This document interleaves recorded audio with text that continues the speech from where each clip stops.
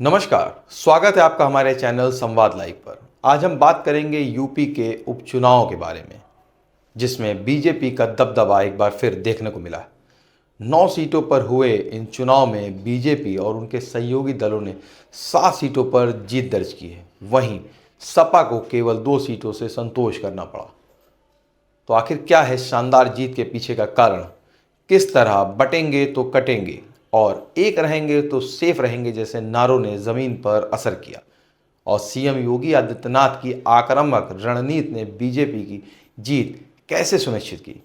आइए जानते हैं पूरी खबर विस्तार से।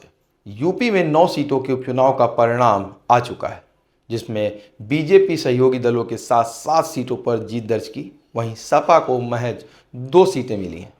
खास बात यह है कि बीजेपी की यह जीत न सिर्फ हिंदू वोटों को एकजुट बल्कि जातीय समीकरणों को साधने का कुशल रणनीति का नतीजा है।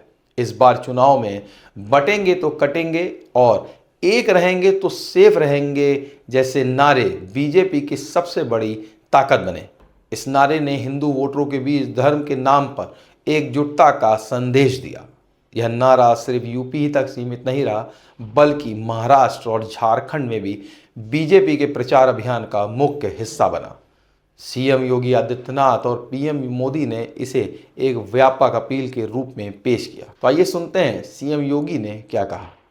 भारतीय जनता पार्टी गठबंधन ने इस पूरे चुनाव में 52% से अधिक वोट प्राप्त किए हैं, यानी 50+ वोट पर बीजेपी प्रदेश में इस पूरे उपचुनाव को प्रदेश भर में जीती है। ऐसे ही महायुति गठबंधन ने महाराष्ट्र के अंदर भारतीय जनता पार्टी 288 में से भारतीय जनता पार्टी 131-32 सीटों पर भारतीय जनता पार्टी आगे लीड कर रही है।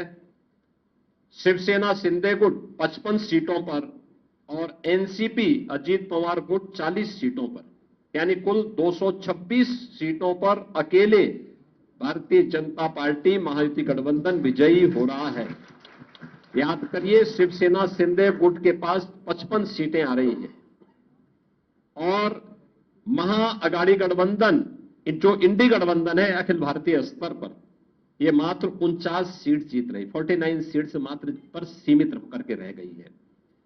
यानी देश की जनता नकारात्मक राजनीति को, बांटने वाली राजनीति को पूरी तरह खारिज कर चुकी है। इसीलिए हम कह रहे हैं कि बटेंगे तो कटेंगे, एक रहेंगे तो सेफ रहेंगे। तो एक रहेंगे सेफ रहेंगे पर देश की जनता जनार्दन ने राष्ट्रीय एकता और अखंडता को मजबूती प्रदान करने के लिए, सुरक्षा और समृद्धि के लिए अपना जनादेश दिया है। लोकसभा चुनाव में जातीय समीकरण धर्म पर भारी पड़े थे, लेकिन इन उपचुनाव में धार्मिक एकजुटता ने बड़ा रोल निभाया। बीजेपी ने वोटरों को धर्म के नाम पर संगठित किया। सीएम योगी आदित्यनाथ ने हर रैली में यह बात कही कि जाति के नाम पर बंटने से नुकसान होता है। राम मंदिर और धार्मिक एजेंडे ने इस बार हिंदू वोट बैंक को मजबूत किया। लोकसभा चुनाव के मुकाबले इस बार बीजेपी ने अति आत्मविश्वास से बचते हुए बेहद सटीक रणनीति बनाई। सोशल इंजीनियरिंग के तहत जातीय समीकरणों को ध्यान में रखकर उम्मीदवारों का चयन किया। हर सीट के हिसाब से अलग अलग रणनीतियां बनाई गईं। आरएसएस ने भी इस बार जनमत बनाने में अहम भूमिका निभाई।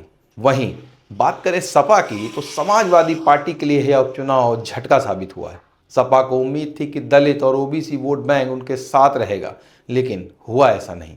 कांग्रेस ने भी इन चुनाव से दूरी बना ली, जिससे सपा का नुकसान और बीजेपी का फायदा हुआ। जातीय जनगणना और संविधान बचाने जैसे मुद्दे सपा को लाभ नहीं दिला सके। मुरादाबाद की कुंदरकी सीट पर बीजेपी ने 32 साल बाद जीत दर्ज की है। वहीं कटहरी में भी 3 दशकों के बाद बीजेपी को जीत का स्वाद मिला है। कुंदरकी सीट मुस्लिम बाहुल्य मानी जाती है, लेकिन इस बार सपा का पारंपरिक वोट बैंक बीजेपी की ओर शिफ्ट होता नजर आया। कुंदरकी की जीत से साफ है कि बीजेपी की अपील सिर्फ हिंदुओं तक सीमित नहीं रही है। यह जीत सिर्फ उपचुनाव तक सीमित नहीं है, यह बीजेपी के लिए 2027 विधानसभा चुनाव के लिए एक संदेश है। बटेंगे तो कटेंगे का नारा आने वाले दिनों में भी बीजेपी के लिए अहम रणनीति का हिस्सा बन सकता है। सीएम योगी की आक्रामक छवि और बीजेपी की सोशल इंजीनियरिंग, आने वाले चुनाव में भी ऐसा परिणाम देखने को मिल सकता है। यूपी के उपचुनाव में इन नतीजों से बीजेपी की रणनीति, सीएम योगी की छवि और उनके नारों की ताकत को साबित कर दिया है। अब देखना दिलचस्प होगा कि क्या बीजेपी इस फॉर्मूले को 2027 में भी दोहरा पाएगी। आपको ये वीडियो पसंद आया हो तो इसे लाइक करें, शेयर करें और चैनल को सब्सक्राइब नहीं किया हो तो आज ही करें। मिलेंगे एक नई वीडियो के साथ। नमस्कार।